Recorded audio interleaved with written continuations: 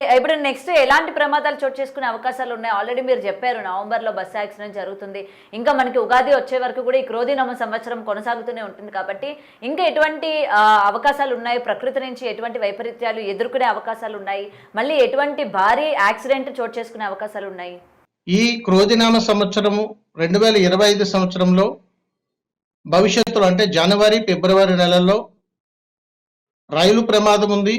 అదే విధముగా మరలా ఈ వాహన ప్రమాదాలు కూడా ఖచ్చితంగా ఉన్నాయి.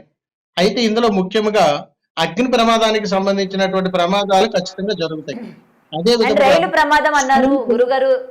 గురుగారు రైలు చెప్పండి. ప్రమాదం అన్నారు. ఆ రైలు ప్రమాదం ఎక్కడ జరిగే అవకాశాలు ఉన్నాయి? ఎందుకంటే ప్రజల్ని హెచ్చరించాలి అంటే ఇదేదో భయపెట్టాలి అని కాదు, జాగ్రత్తగా అవును. ఉంటారు అనే కదా. అయితే మీరు అవును. రైలు ప్రమాదం అంటున్నారు కాబట్టి ఎక్కడ జరిగే అవకాశం ఉంది? ఏ నెలల్లో జరిగే అవకాశం ఉంది?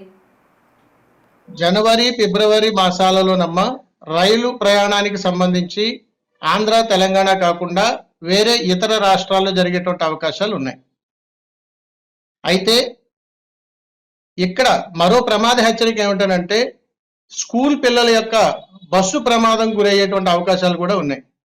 అందుకని ప్రతి స్కూల్స్ కి సంబంధించినటువంటి బస్సులు కానీ దానికి సంబంధించినటువంటి అధికారులు కానీ వాటికి సంబంధించినటువంటి ప్రామాణికాలు కానీ చాలా జాగ్రత్తగా మన పరిశీలనలోకి తీసుకొని ముందు జాగ్రత్తలుగా ఉండాలి.